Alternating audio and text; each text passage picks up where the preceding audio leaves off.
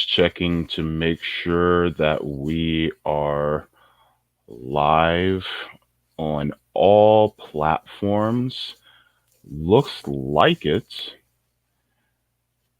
And here we go. Yes, we are live. Okay, welcome. Welcome to every single person that is watching on all different platforms from Facebook, YouTube, Twitter, Twitch, and Rockfin. You're watching the Fred Hampton Leftist Sunday Live with the J on the JB Show. My name is James Fauntleroy, also known as JB Font. I would like to welcome you all on this lovely Sunday. My name is James, and we are going to be joined by some activists today that are going to be talking about some very important discussions that really need to be discussed. And so I hope that you're able to share this wherever you are, because we're in a crisis right now, and this is a deeply important topic. My first guest is Alan Max Asselrod. He is the No Amarin Shutoffs campaign lead, Champaign Urbana DSA co-chair. He's um, the Bloomington Normal CPU USA, the CU unit, and the Lift the Ban Coalition supporter. And my next guest is Eddie Pratt Jr. He is a community activist for No Amarin Shutoffs, creator of the Champaign Urbana Human Rights Coalition. Welcome, gentlemen. How are you doing this morning? I know it is not the easiest of weather out there. So, Yeah. Yeah, I'm doing pretty well. The heat's not the worst out there, but it's better when you have utilities. well, definitely. Um, and Eddie, how's it going? Oh man, I'm hanging in there. Shoot, it's been a little crazy around these parts. Hmm. Probably, that's a microcosm. But Hmm. yeah, Hmm. I'm hanging in there. I'm good, man. How you? We're doing okay. So this is going to be Eddie's first time with us today. This is Alan's return to the JB show. He was actually my first guest that I've ever had, and one of the reasons why I wanted to have you guys on here is to update on No Amarin Shutoffs as well as other different types of activism that you've been doing. I also wanted to touch on the eviction moratoriums as well, so we can actually give that a little bit of a discussion. So as far as the No Amarin Shutoffs, if you can give me a little bit of an update since we last spoke, if you guys can expound on that just a little bit. Absolutely. So the last time we spoke was right before the utility shutoffs moratorium in Illinois lapsed yet again. Our fourth moratorium ended April 1st, 2021. What Hmm. we've done since then is we've passed 8 resolutions in 6 counties, which compelled the governor to enact a program that automatically paid $115 million to 121,000 households to pay off their utility bills. But that program then ended at the end of July. On top of Hmm. that, this past Friday or Thursday, we got word from a nonprofit that the governor's office has instructed them to divert people away from programs that still have funds and to direct them to programs that don't have funds currently. And that's very suspicious and concerning because that's the same day that Hmm. Rashida Tlaib came out with a bill to abolish utility debt. So it seems like Governor Pritzker's okay with shutting off more Illinois households while waiting for this potential bill to get through the federal legislature. And I should add, despite the programs that we had gotten, over 87,000 Illinoisan households have been shut off so far. Wait, so hold on. So you mean to tell me that Governor Pritzker, he has the power to potentially stop some of these shutoffs in the interim until a federal bill comes around, but um, He does. He refuses to do it. He basically just passing the buck. It seems like.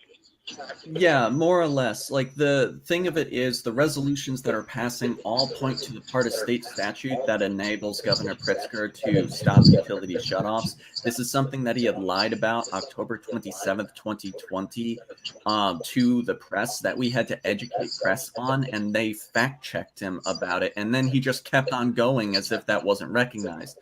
Of the 8 resolutions that we passed, 3 of which were through city councils. And that is when lawyers had to vet the resolutions for accuracy, and all of them affirmed those facts. And this was most recently passed by the Sangamon County Democratic Party in the capital of Springfield, Illinois, unanimously. And that's particularly interesting considering their chair is Bill Houlihan, former senior staffer to Dick Durbin. So there's an interest here in why is there this sort of divide in the leadership of the Democratic Party between our own governor and these different parties, because we've passed 4 Democratic parties have passed resolutions on no utility shutoffs. Yeah. And calling on the governor to stop it, and he hasn't. He hasn't yet. Yeah.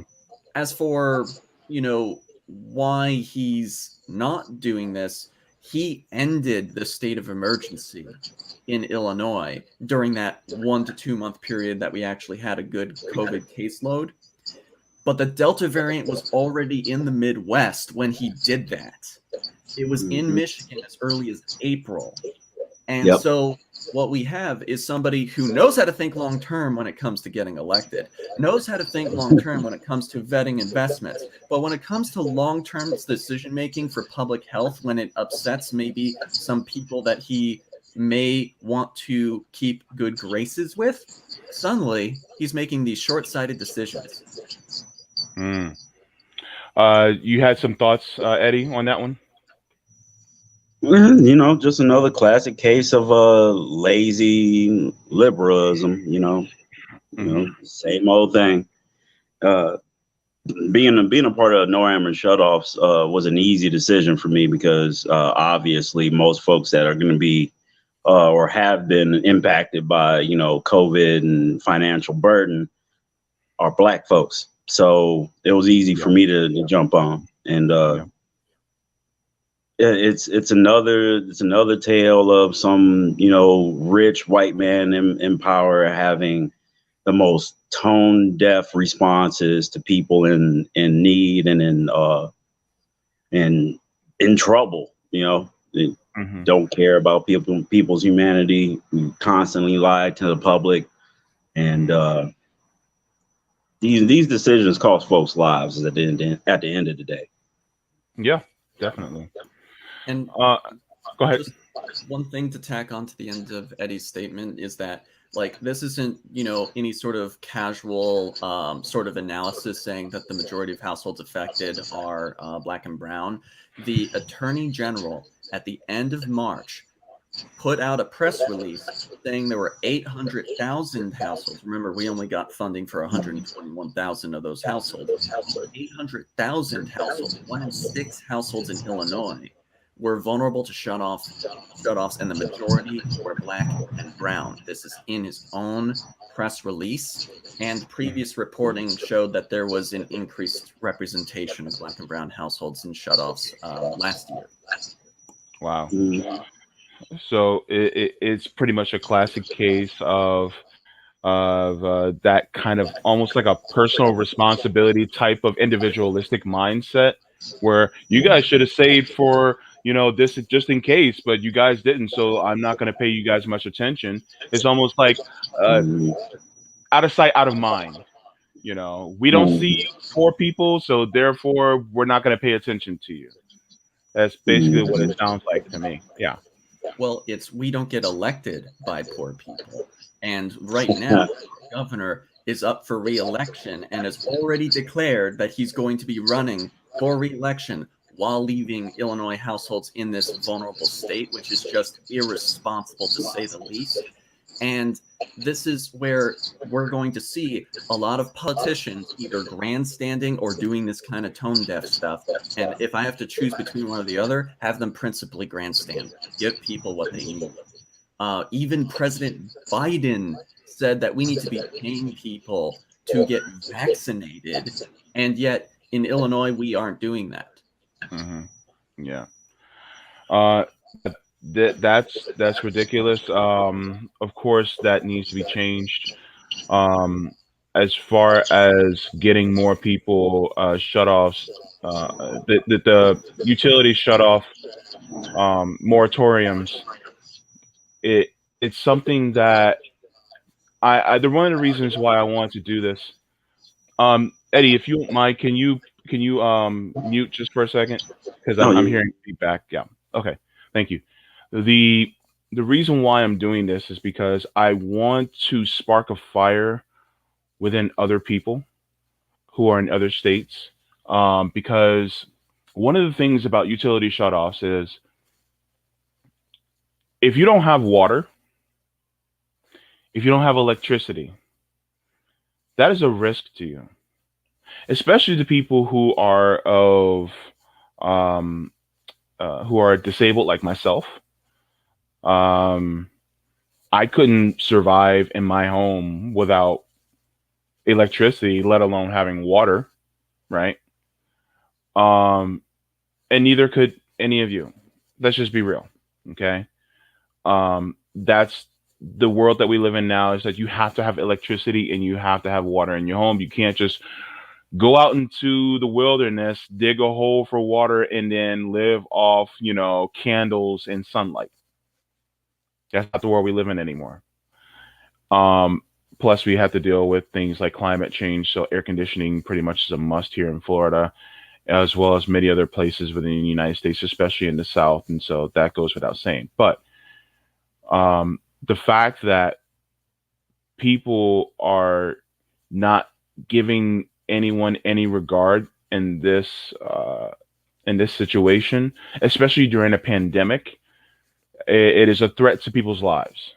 And so wherever you are within the United States, even if you live in abroad, and if you can affect to get a moratorium on utility shutoffs, and also if you can affect them to, cancel rents and mortgages, then my best suggestion to you is to do that, however you can, because this really means the life of other people, not just other people, but as your family members, your friends, anybody who may be within this type of situation. Well, yeah, and one of the good news items out here is this is not an Illinois only fight in terms of the progress that we've made. There's something that Hmm. everybody who is watching can do about the situation, which is, I would say it's better than we would have hoped. Hmm. I was more or less looking for additional places we could pass resolutions on utility shutoffs. But upon learning about Rashida Tlaib's bill to literally call for utility companies to um, basically abolish the utility debt, Hmm. restore all their customers and service, and also it offers them, this as terms for a government loan. So it's something where the government even gets some money back from this as well. Okay. Um, this stands to actually end the shut-off struggle during the pandemic, because it Hmm. would literally call for them not disconnecting these customers. When I first started pushing our local Democratic Party here about utility shutoffs, and to be clear, I do not care about the Democratic Party. They are a vessel of power in our local ecosystem, and we will use them, damn it. But one of the things is that um, Yeah. one of the former Super PAC employees that lives in our community sent me some Facebook messages about, oh, but this is going to cause a debt issue. And Who using cares? they were using that as an excuse to not support it, and we got him to still vote for this anyway. And that is because exactly this is public health. This is not an industry bailout for a bunch of corrupt bankers. This is public health and human rights. And so what this stands to do is it stands to actually realize that during this pandemic. And the folks watching, there are concrete steps that we can go through on how to make this happen. We've already started to talk to legislators to support and sponsor Rashida's bill, Congresswoman Rashida Tlaib's bill, but there's a Senate component too. And so you may live in a deep red state, but if you have one congressional representative in your entire area that you think you can talk to, whether they're red, whether they're blue, whether they're independent, whatever, this is something that you can talk to them about. And in fact, JB, I don't know if screen shares are allowed or anything like that, but there are things that we can show, such as there is an endorsement letter for supporting this bill, and it describes very succinctly what it does. And so any organization that people can get signed on before August 18th will be potentially entered into the congressional record with the introduction of this bill. 66 organizations signed on, including No Ameren Shutoffs, including Champaign-Urbana DSA, including Graduate Employees Organization, which is one of the unions in No Ameren Shutoffs. We all signed on to it, and that was an overrepresentation of our state. 66 organizations were on the letter that Rashida Tlaib circulated to other representatives in support of this bill when she announced this bill this past week. So if I could send you the link to screen share. Or please. Yeah, absolutely. Yeah. Thank you. Definitely.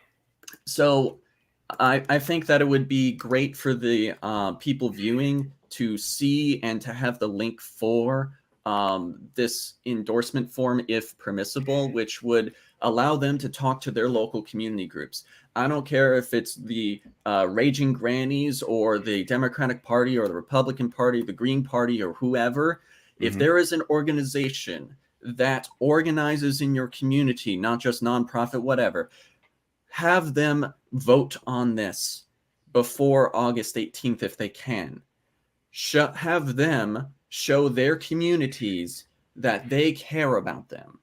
And that will build pressure, even if your local representatives are useless to you, to encourage other representatives to take on this bill as a sponsor so that it gets through the House without any contention, without any waffling, to where we send a clear message to the folks in the Senate, to the cinema, to the moderate Democrats on there, that they will vote for this or they will lose their next election, because this is public health and we will all remember what they did during the pandemic. Yeah, definitely. Now, one of the things that I wanted to do is I did you have any thoughts, Eddie, before I go on? No, man. I mean, I was just listening to Alex get the truth and carry those receipts, because I was present during all of that, and man, I did not have enough Newports to deal with the amount of classism and just bad faith acting, and it doesn't make sense, because it's like you're literally being complicit to the suffering of people in the midst of this pandemic. Like your indecision is going to cost people's lives, and they just walk around. Like, I see these folks, like some of these folks in local politicians. I see some of these people from time to time out in the streets, and they just walking around with a smile on their face, like everything's all good. Meanwhile, I just canvass the hood and talk to people who are struggling, people who are barely making it, folks that's living on a bubble and all that, and they out here in their little enclaves and everything, coming out and drinking coffee at these coffee shops or whatever. and just, living their best life. Meanwhile, over 800,000 households, were up for in danger of eviction and in danger of having their utility being cut off. And sitting in that ICC meeting on April Fool's Day of all days to decide that you're not gonna, protect people's utilities. April Fool's Day, man, that shit sounds disrespectful. But sitting in there and presenting all that and everything, and then seeing the non-reaction of this board of white folks, and it was just, man, it was a lot. But yeah, that's all I really got to say about that, because that about pisses me off just thinking about it again. I wanted to go to the chat here. There was a lot of great comments.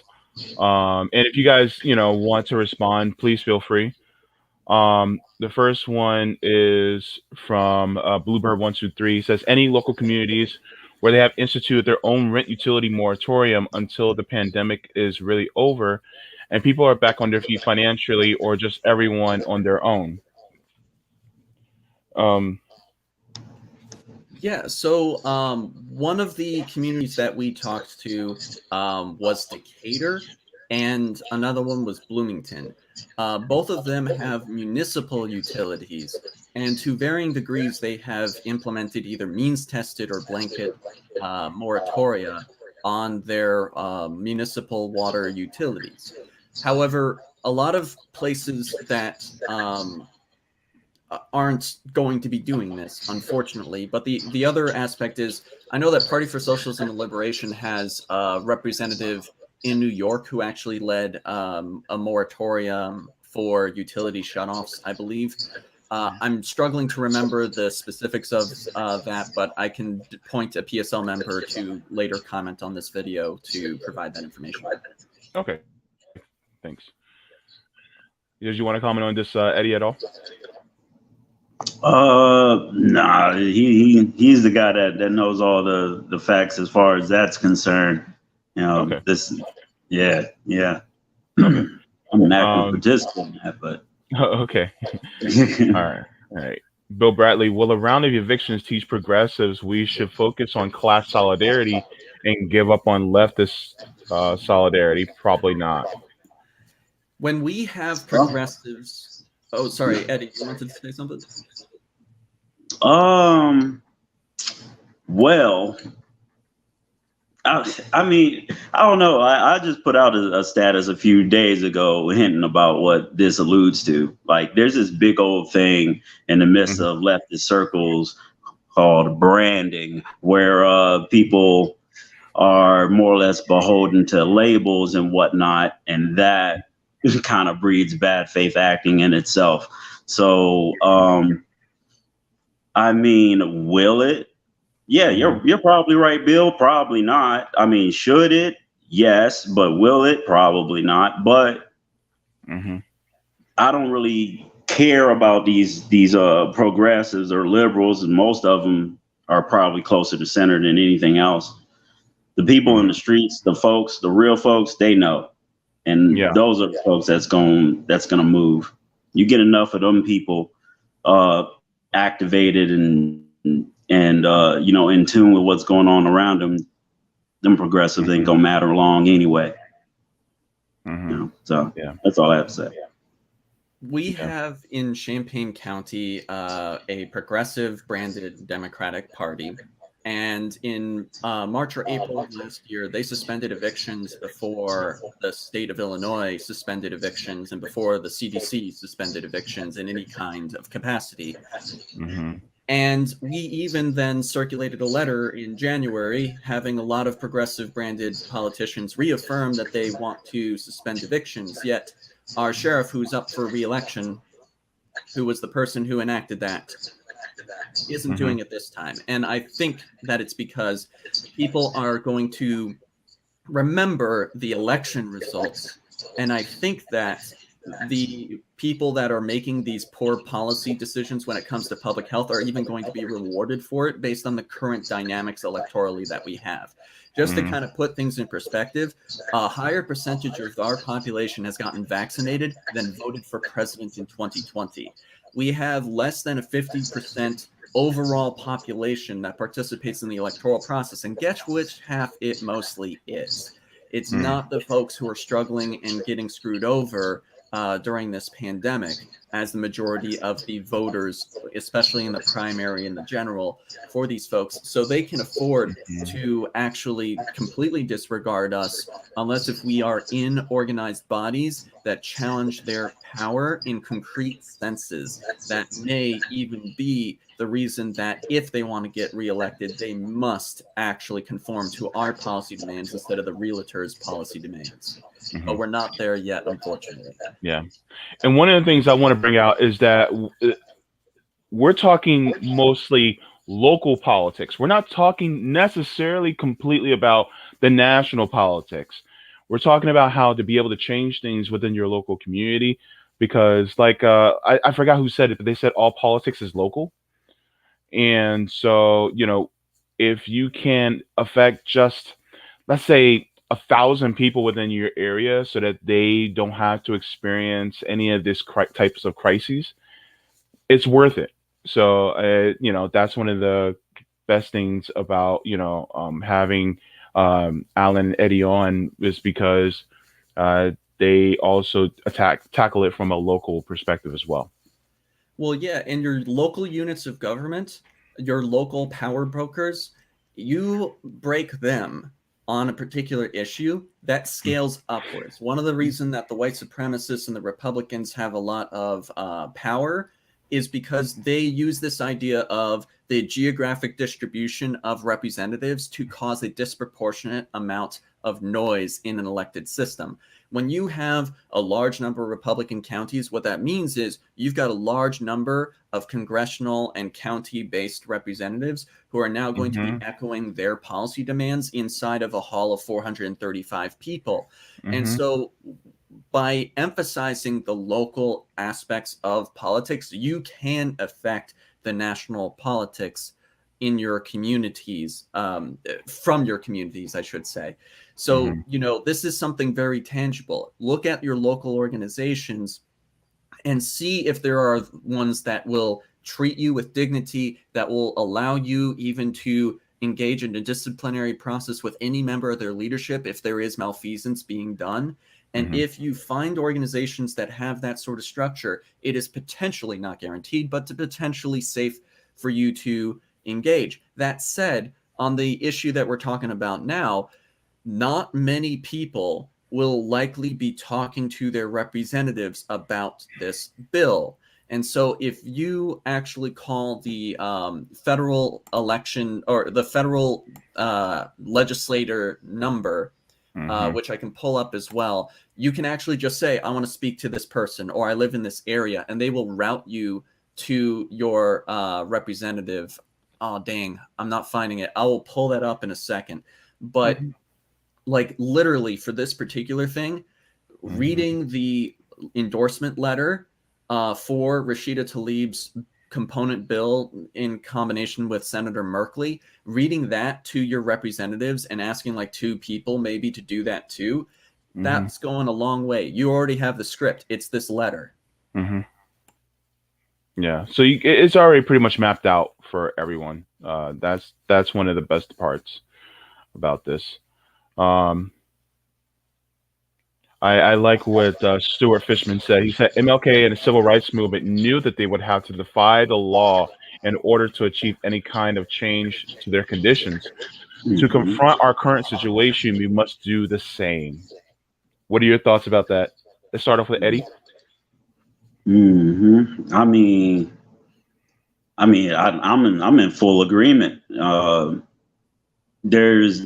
could handpick any social movement in this country or any group within it, and if they were at any point effective, at some point they broke the law. So there's that to be said. And like to me, it's a matter of like what kind of change do we want? Like we have to realize that like as it's been said many times, and Malcolm X has said it also. I think we all want a revolution that is bloodiless, but when has that ever happened? So there's a greater commitment that a lot of people have to have, a resolve that people have to have, that things are not going to be pretty in the midst of all of this, and going forward it's not going to be pretty. And there's a lot that we need to do as people and individually to be ready for. Like some of the things that I do, like we canvass for to get petitions for this push that we're doing for workforce development training. And so even though that we have the CUDSA, which I'm a part of, and the local chapter here, the PSL, helping us out with that labor, we still realize we still need to do more. So now we're starting to get to the point where we're getting up at like 5:30 in the morning just to get a couple 20 minutes or so of more canvassing in to get a greater effect. And this is not even a huge sacrifice, but it is a sacrifice that you have to make or be willing to make if you want change to happen. It's one thing to be pissed off and everything about the status quo and all of that good old stuff, but it's another thing to say, all right, you know what, this is terrible. This is actively fighting and killing people. I'm gonna stand up and actively do whatever I got to do or can do to fight back. Positionally, as a Black man, I don't really have a choice in the matter. This system fights against me regardless if I am cognizant to it or not. So for anybody that's ever given me any kind of like positive feedback about anything I've done or whatnot, and I seem to kind of brush it off, it's because I feel like it's reactive for me. But I mean, that's just how I feel about it. Yeah. But the comment about breaking the law is a tactic. There are contexts where those tactics will result in the sort of pressure building moment that gets you that win. That's one of many tactics. Another person had commented about the need to generate receipts, and this letter being a great way to generate receipts. Absolutely. Whether it's your representative or your local organizations, have them show how much they have your back. And so when it comes to this whole thing, and that phone number that I had messaged is for calling the legislator, 202-224-3121. Again, I'll just repeat that. 202-224-3121.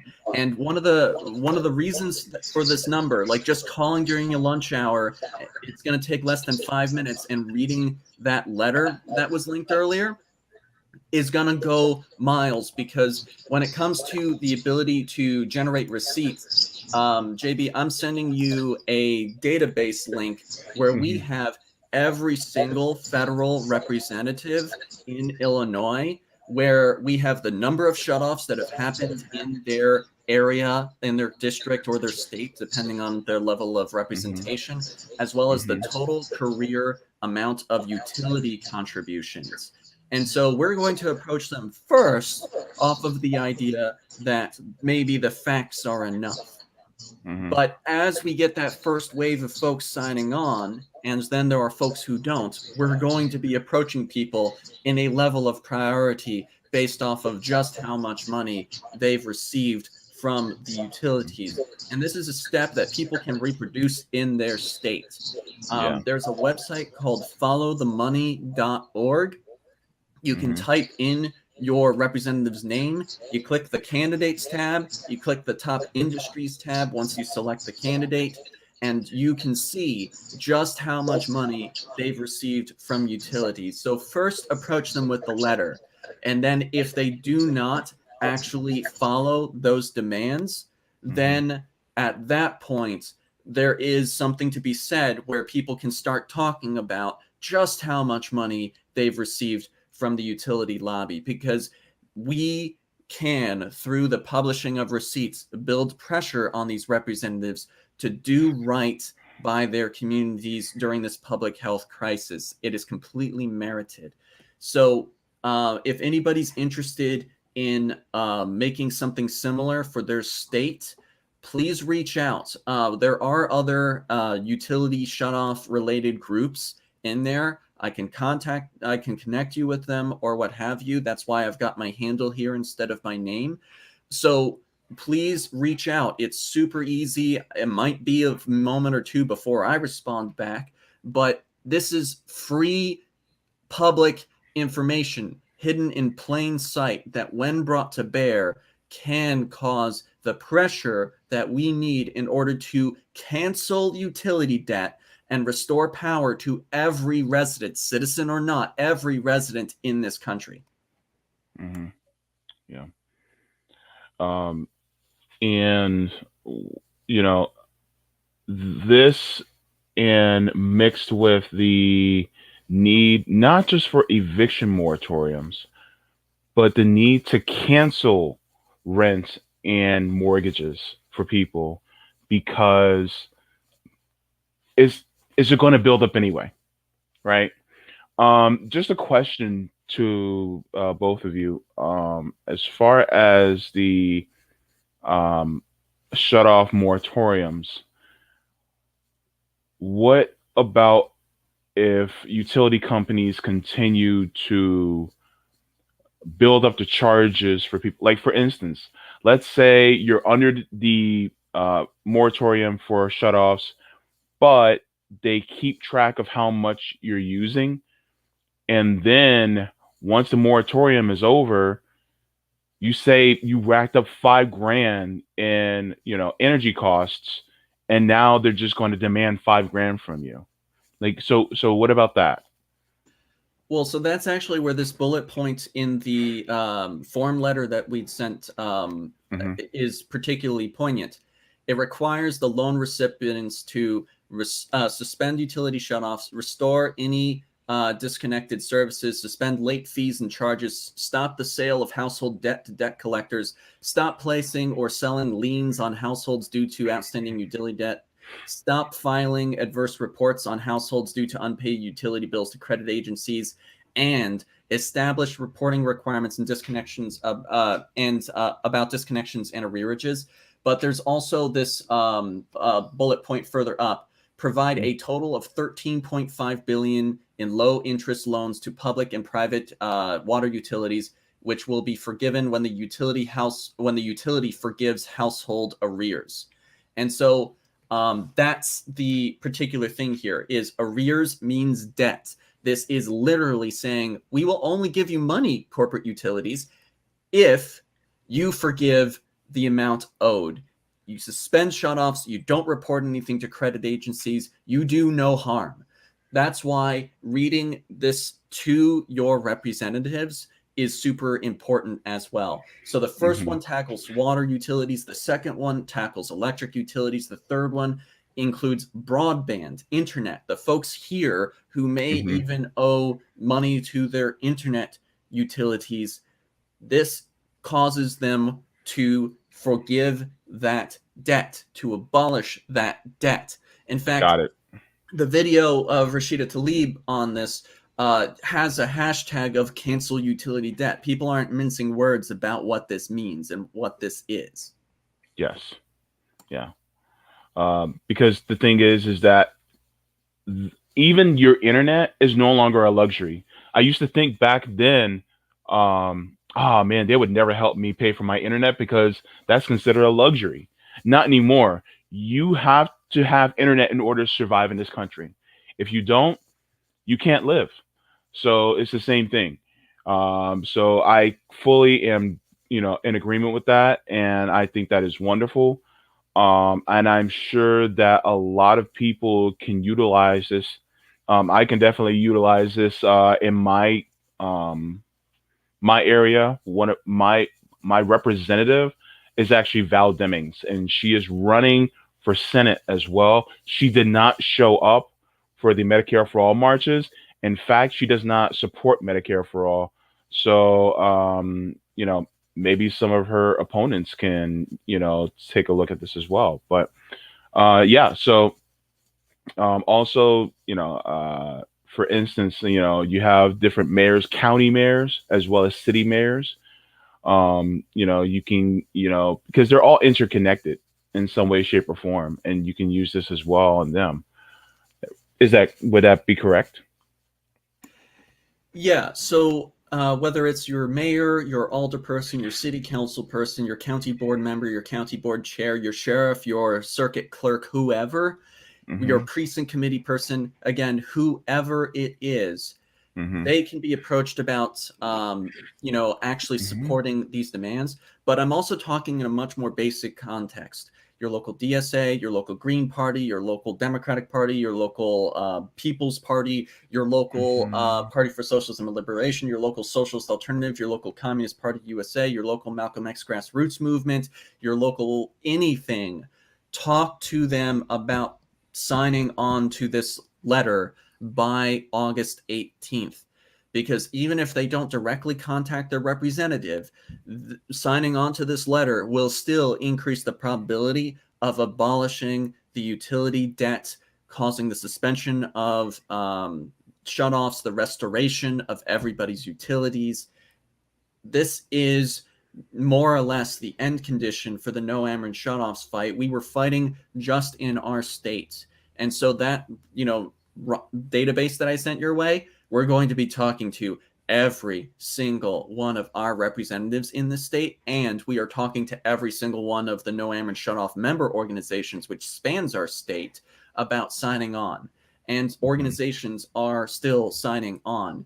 The Peoria DSA signed on. The UIUC YDSA is going to be signing on. They've already said that they will. They just have to actually hold the meeting. So the thing of it is that people here, this is a great opportunity to learn who your local organizations are. Just search on Facebook, odds are you'll find them. Search on Twitter, odds are you'll find them. Search on your favorite social media platform, odds are you'll find them. Mm-hmm. And reach out to them about signing on. Some of these organizations even have public comment on it. Mm-hmm. Your city councils, for example, have public comment too. It's just a matter of what spaces do you feel comfortable being in. And again, also, if people want help looking for organizations in their area, reach out. I'll totally help with that. This is not about any particular brand going, we've saved the day. This is about realizing principled, substantive, and sufficient public health policy to keep people safe during this unprecedented pandemic. Mm-hmm. Yeah. Thanks, Emily. She said, thank you, FHO, for providing tangible solutions as opposed to inflamed finger pointing for an hour.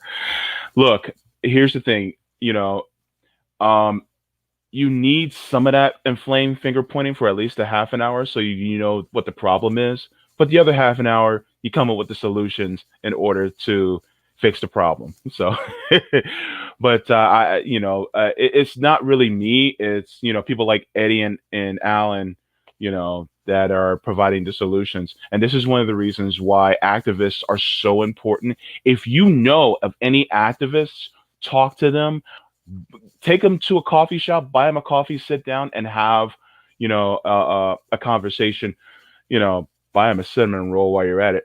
But, but yeah, so, I mean, because these are things that you can do it and it's not a sexy subject.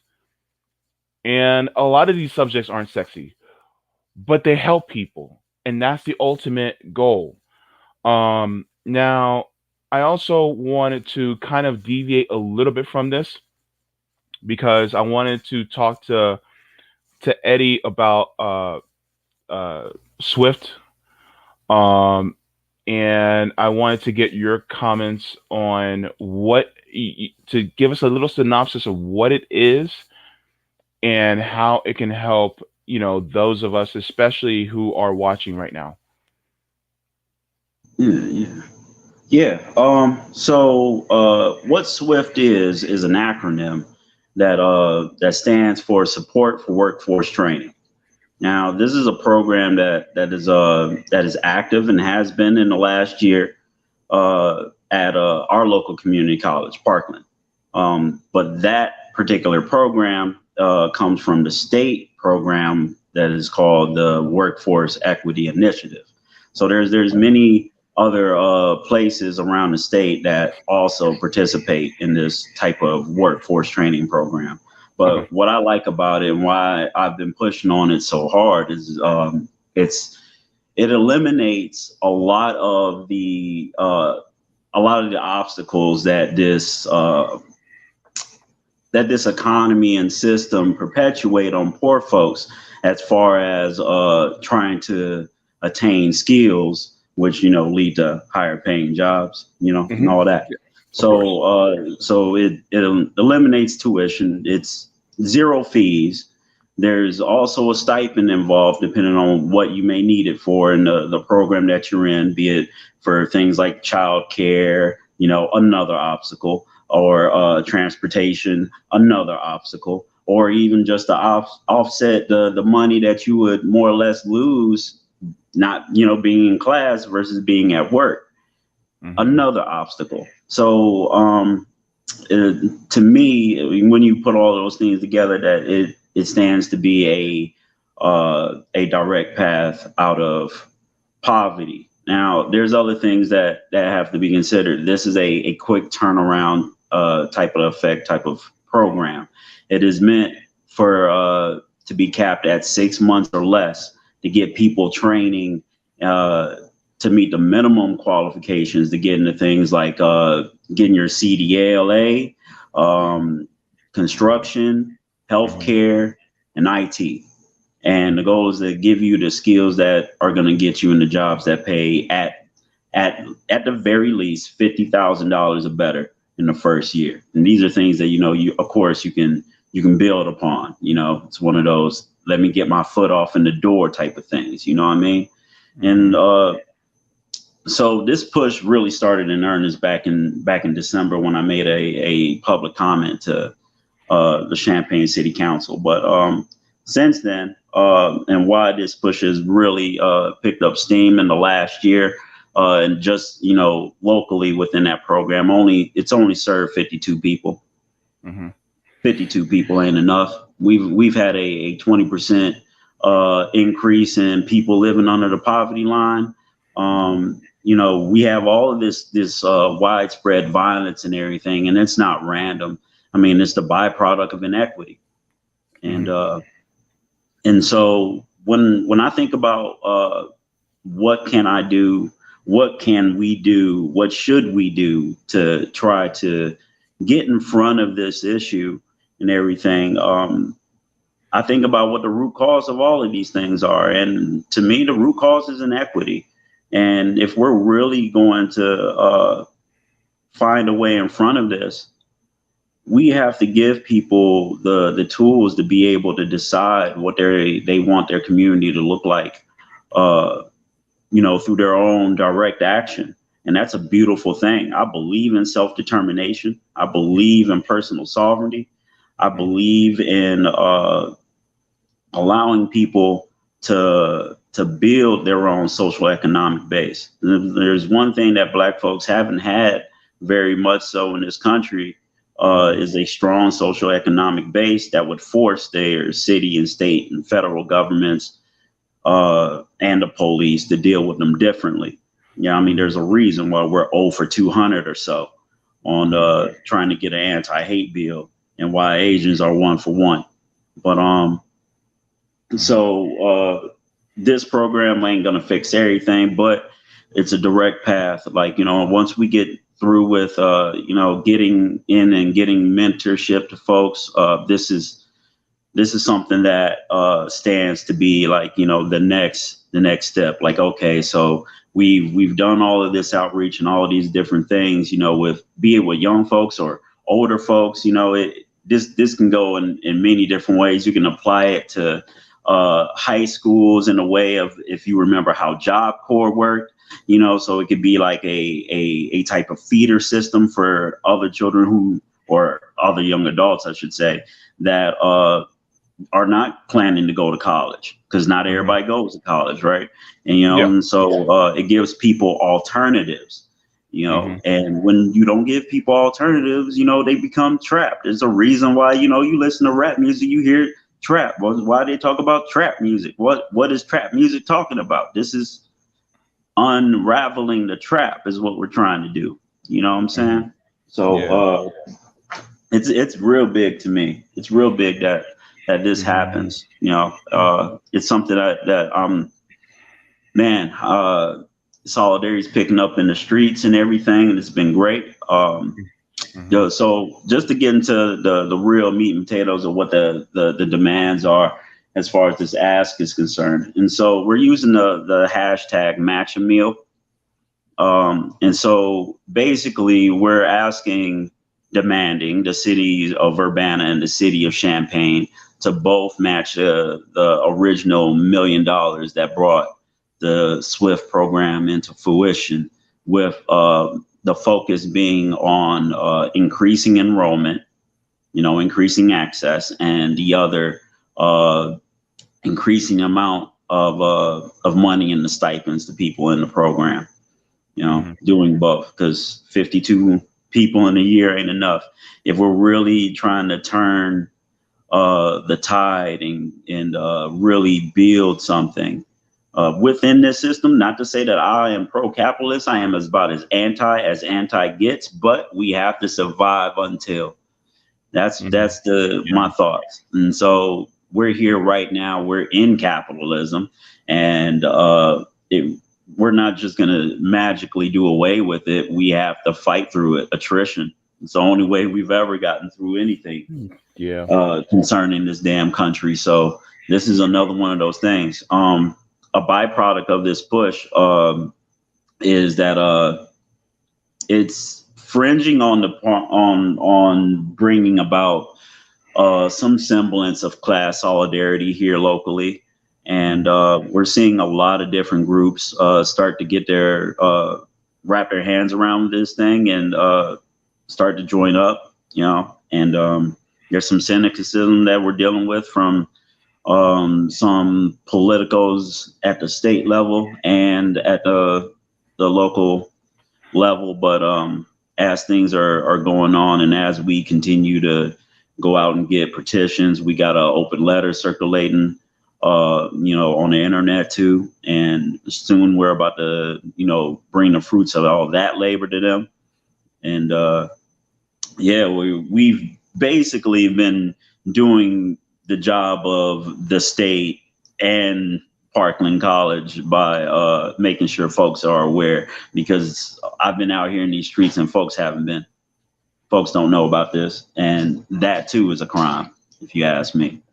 And equity is all about access, or the lack thereof. And this is what this program does, is it provides access that gives people access to a higher paying job, that gives people the ability to, own their own home, that gives them the ability to possibly send their kids to college. It gives them the ability to project in a neighborhood setting, to project social economic power that forces their municipal governments to give a shit about their neighborhood, be it installing infrastructure or anything of that nature.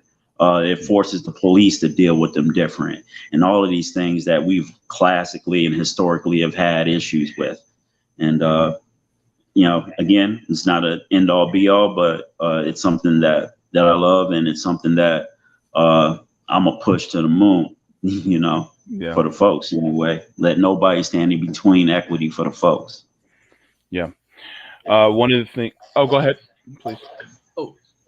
So a quick thing is that the Support for Workforce Training Program and the statewide workforce equity initiative These are things that we're asking the cities of Urbana and Champaign to use American Rescue Plan funding to supplement, right? Mhm. Every community above a population of about 40,000 or so is getting American Rescue Plan funding. And so if you have a community college, your community can use American Rescue Plan funding like this as well. These are demands to be made locally in your Mhm. communities where you are too. Mhm. The headway that Eddie has been talking about, where politicians have had to resort to less than honest means to try and buy themselves time before we win our demands, Mhm. that shows just how poignant this issue is in terms of the Mhm. community reciprocating the demands and the politicians who, as much as they don't want to be accountable to these communities, are still accountable to these communities at the local level, especially, are ceding ground. So Mhm. this is something where, in addition to utility shutoffs, um, which is about protecting people during a public health crisis, the Workforce Equity Initiative and the local variant that we have called the Support for Workforce Training Program.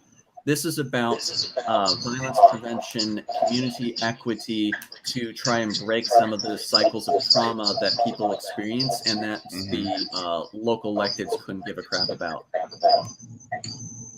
Okay. Um, Mhm. so one of the things that I wanted to, Eddie, do you mind muting just for a second? Oh yeah, yeah, yeah, yeah. Yeah. Yeah. Okay. Thank you.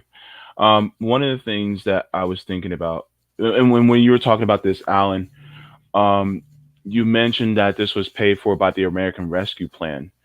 That's basically taking that money and trying to pinpoint it locally for a kind of a college for all for that limited area, and also kind of a federal jobs guarantee kind of limited for that area, so that people can have a little bit of upward mobility, while we're still trying to fight the evils of capitalism.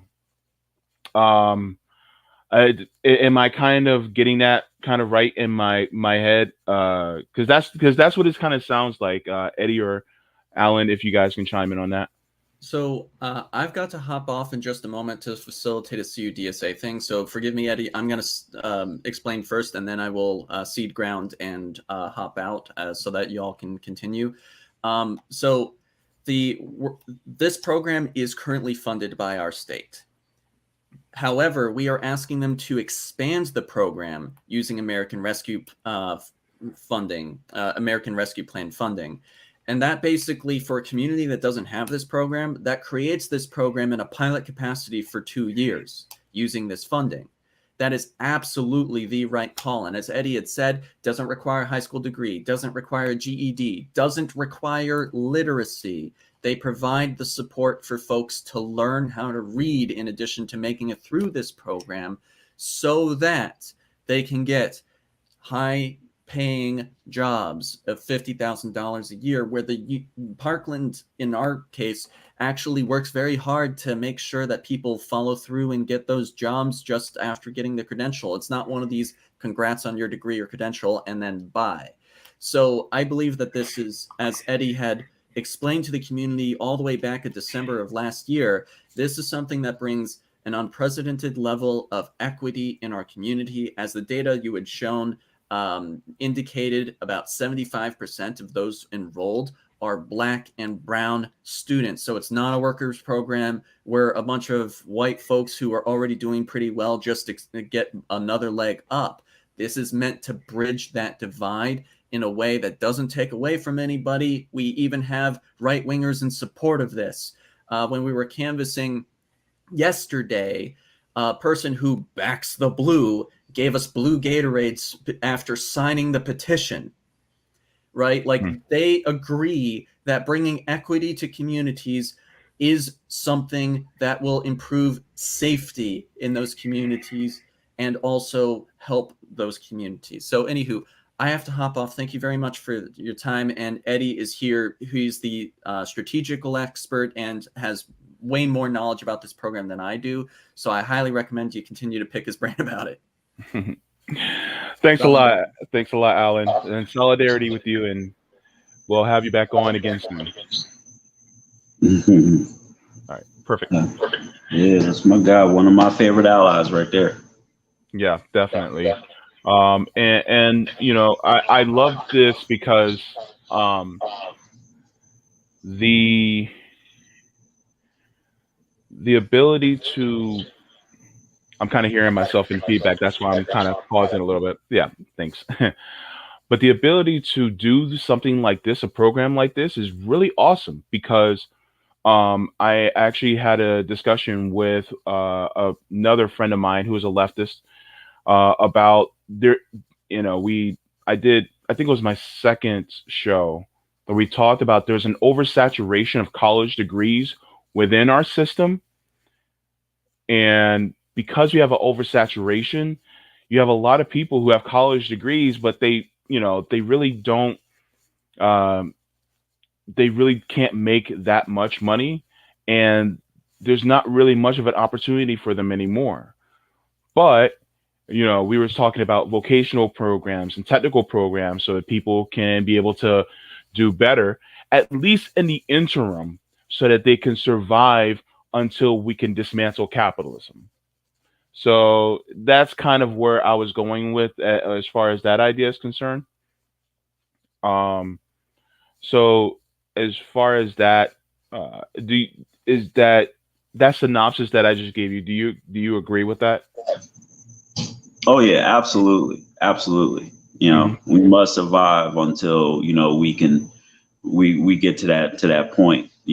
Like a lot of people, I feel like a lot of people romanticize things, romanticize the whole idea of revolution to a point to where like there's only like the thought of jumping from point A to point C or point Z. Like like what about what happens in between in transition to in lieu of what happens then you know and this is one of those things. I mean, I feel like a lot of people feel like we're living in some type of the last days or whatever, and Hmm. or at least the last days of capitalism. I mean, you'd be hard pressed to think that like how do we go to normalcy after this or whatever that even looks like after Yeah. this. There's a lot of things that are on the horizon that that give that at least give me pause. Like Hmm. like way back in like when Alan was talking about it earlier, with the utility shutoffs or whatever, right? So like way back in April 1st when they decided they weren't going to protect folks' utilities, and then they started cutting people's utilities off in mass 15 days later. It wasn't long after that crime rose, and we Hmm. had caseloads around there around like 2K a day. Now we're back to that number. We're Hmm. still in the economic downturn, and the eviction moratorium, the federal one, is gone, and the state side it just got bumped up one more month. So all of these things are still in play for another crime increase. But again, like if we had more equitable contributions from our federal governments on down, you would be hard pressed to say that we wouldn't be in such a situation right now. Yeah. But here we are because of that. And Hmm. yeah, the SWIFT program is one of those things that uh, stands to help us see the way back if we survive this next 6 to 8 months, depending on what happens in that time. Hmm. But yeah, man, it's all about sovereignty. It's all about community building. And even for the cynical politicians, there is next to no excuse to not back this. Like, it's the ask is to match $1 million out the American Rescue Plan. Now here, local Champaign, the city of Champaign is going to get 25 million. The city of Hmm. Urbana is going to get 10. if you're listening to this and you're in this state and you're wondering about if you could do this in your city, you probably can. And if you were to go to the state website and look it up, they have a list of all the community colleges that participate around the state. I know Peoria definitely does, and I'm looking forward to working with them folks to help them get an action plan around that. But and if I can be helpful to anybody, let me know. 80 Pratt Jr. is my name. You can find me on social anywhere. My face is the same, but yeah, man. Yeah, it's important. We got to have it for, especially for folks that, like, just like you were saying earlier, that, going to college isn't always feasible. And especially if you're like, if you don't really have a lot of backing behind you or a safety net, then, you're taking a pretty big gamble messing around with Sally Mae and all them.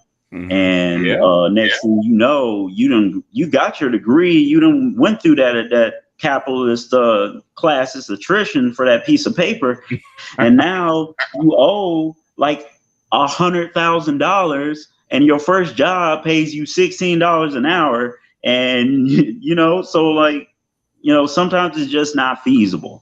And for folks like us, for sure, who mostly don't have safety nets or backing or anything like that, we need a way to be able to get us into gainful employment that's going to be conducive to us being able to survive and thrive and take care of our folks and take care of ourselves, and be able to actually build, and that's what happens when you have equity in your community. You're able to actually do these things, and there's many things that it touches on, home ownership, commerce, property taxes. These all, if you know how the New Deal works, then there's several other things that also positively reinforces, your funding to your public schools, your roadways and everything like that. Those things enhance the property value, which brings in businesses, it's a snowball effect of good things versus institutional lockout and, redlining and all that, which snowballs the other way. So, trying to get those things rolling is definitely a task, but it's something that can be done, and it can be done now. And in People Cities, half of that ARP money is already dropped. Our ask is for $2 million. That can be done right now. Don't let nobody tell you different. So I just want to give a shout out to Misanthropic and Out of Coffee. He says agorism, direct action, critical past progressive. Thank you so much for that super chat. I'd like to come back to the comment.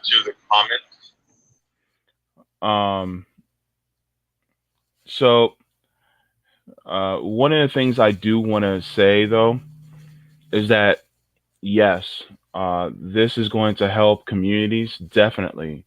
However, this is not a means to save capitalism, but it's a means to save people so that when we do dismantle capitalism, there won't be as many lives lost. So that's really the point of having programs like this. Did I cover that correctly? Oh yeah, you dead on. You dead on.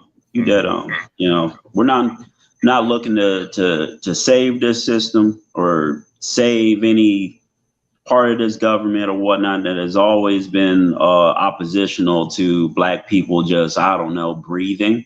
But more so than anything is giving people tools and weapons. These things come in all forms. And so like we're at war. We've been at war for a very long time. And this is a war that is many different playing fields. And one of those things is the social economic battlefield, in which if you are out on that battlefield with no weapons, you're fodder. So yeah, we got to get weapons in our folks' hands, because this system is systematically tried to defang us at any and every given point.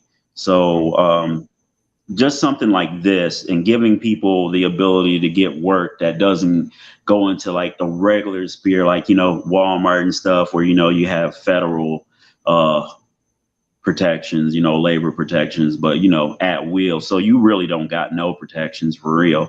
But being able to get training that gets you into unionized work, where you have for sure protections, where you have all of these things that keep you from getting pinballed like most Black folks do in this country at most of these jobs. And let's just be real about it, and everything. You got a lot of Black folks out there, and it gives almost plausible cause for, like, I'm not even sure if I can even say this on your broadcast, but Go ahead. let's say just simping up to white sensibilities. Let's say that. I got you. Yeah. So it almost gives plausible cause for that, but of course, there's no safety to be really begotten when you do shit like that. But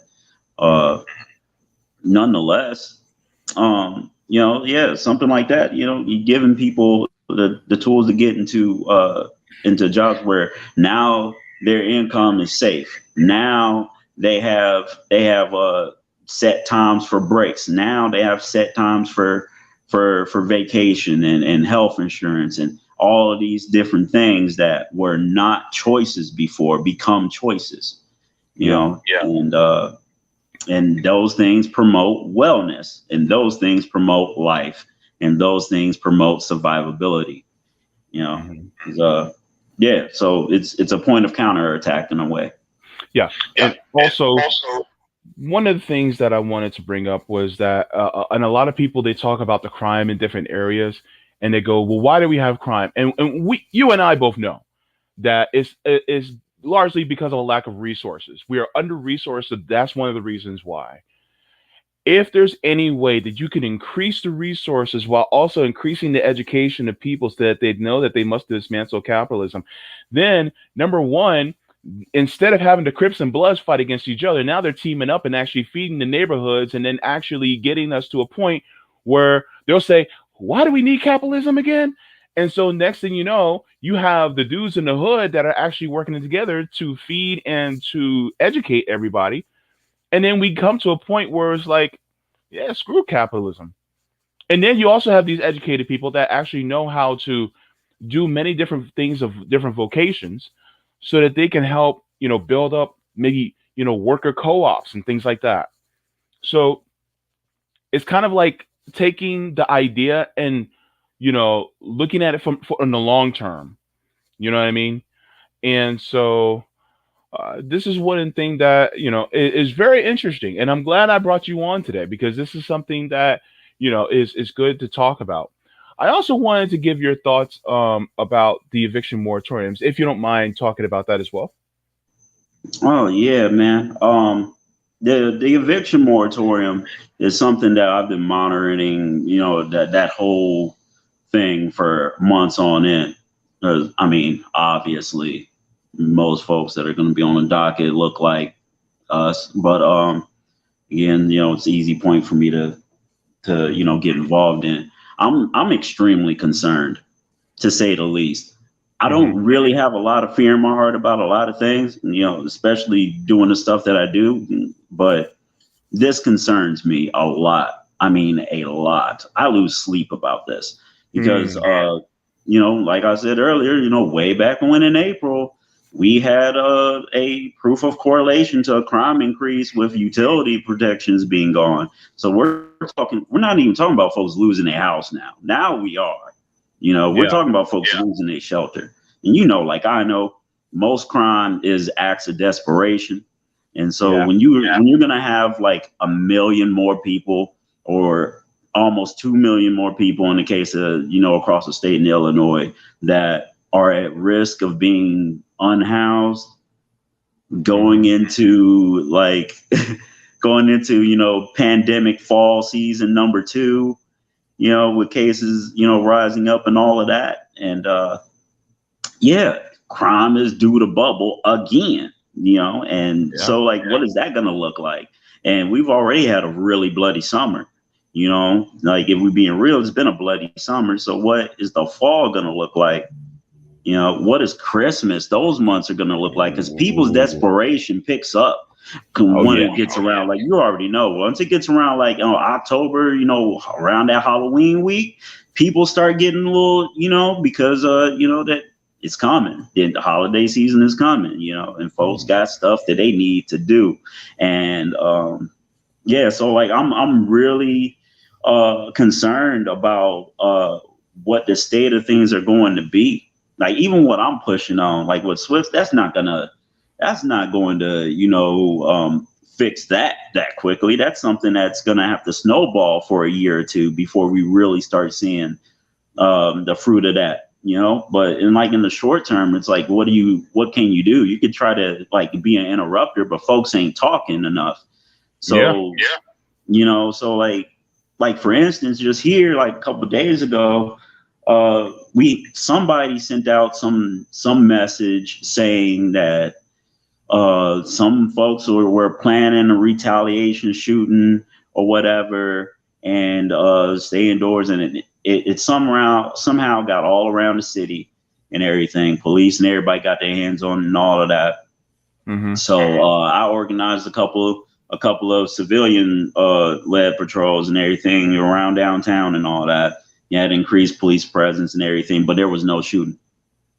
So, and like what I understand about, again, these are, these are crimes that are done in the heat of passion or in desperation.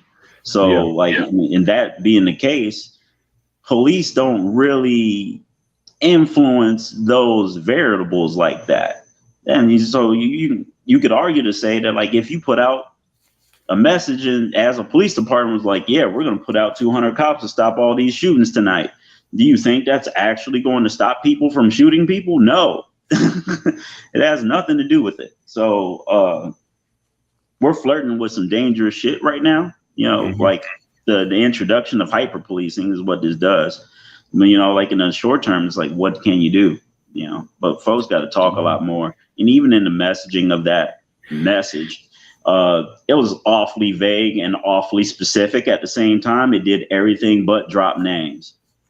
And then like, it makes me wonder, like, are you fear mongering? Like, is this actually real? And I'm not a conspiracy theorist, but then it opens the door, like, did some back to bluer just pull one over on everybody? Like, but and got people living in fear in the midst of this. But the eviction moratorium bid, ending and all that, in the midst of all of these things going on, and we're looking for a new police chief, I don't like it. It's terrible. It's terrible for everybody, really. Yeah. It's a shame, and it's a failing of this country. I actually am. I'm looking at the CDC issues eviction moratorium and order of areas of substantial and high transmission. I'm going to give this a quick read really quick, and then you can give me your comments on it. All right. Yeah, so, it looks interesting. Okay. If you can mute for a second. Yeah. Thanks. So this is from the CDC. It says CDC Director Dr. Rochelle Walensky today signed an order determining the evictions of tenants for failure to make or rent housing payments could be detrimental to public health control measures to slow the spread of SARS-CoV-2, the virus that caused COVID-19. The order will expire on October 3rd, 2021, and applies in United States counties experiencing substantial and high levels of community transmission levels of SARS-CoV-2. The eviction moratorium allows additional time for rent relief to reach renters and to further increase vaccination rates. Now, this is really important. So this part right here is something that I don't think a lot of people really get. So it says the eviction moratorium allows the additional time for rent relief to reach renters and to further increase vaccination rates. Now, I put out a tweet yesterday. Was it yesterday or the day before? When everybody wanted to talk about Joe Biden wearing a tan suit in, I guess, in paying homage to Obama. And I said, who cares? Right? We need to be can't be canceling rent and mortgages. We need to be giving people $2,000 per month at least to stay home in order to get over this pandemic. An eviction moratorium does not save people. You can have an eviction moratorium, but then by the time this pandemic is over, when that eviction moratorium is lifted, you're still going to have people evicted anyway because they're going to be owing all that money and back rent anyway. And so instead of doing an eviction moratorium, it should be an eviction moratorium in addition to canceling the rent, giving people money to stay home so that they don't have to go out to work, so that they don't spread this virus. It has worked in other developed countries. It can work here.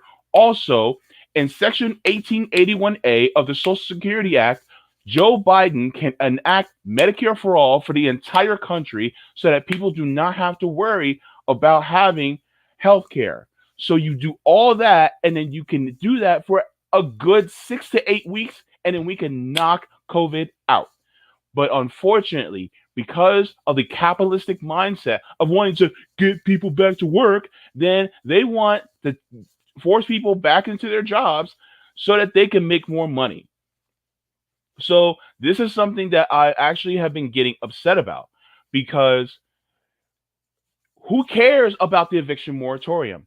That is only one piece of a part that we need to do in order to actually keep people alive. So what the CDC is recommending, it says the eviction moratorium allows for additional time for rent relief. What is a rent relief? It is the cancellation of rent. It's the cancellation of mortgages, as well as the eviction moratorium. You cannot just go and say, oh, we just want to give you the prescription for this one little itty bitty part, but not give the rest of the antidote so that we can,